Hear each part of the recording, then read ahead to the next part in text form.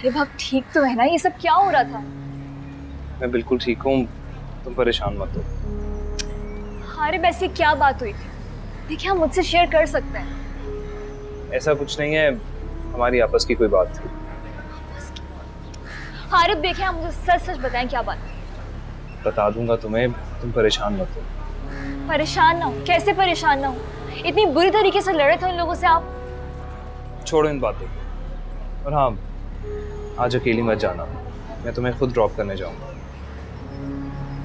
ठीक है, तो फिर चलें। तुम परेशान मत हो, चलो चलते। आरिफ वैसे एक दफा और सोच लेना। I mean, ऐसे हम दोनों का इकट्ठा जाना, किसी को शक ना हो जाए। शक होता है तो हो जाए, टू हेल विद एवरीवन। लेकिन आज से मैं ही तुम्हें यूनिवर्सिटी पिक एंड ड्रॉप करूंगा।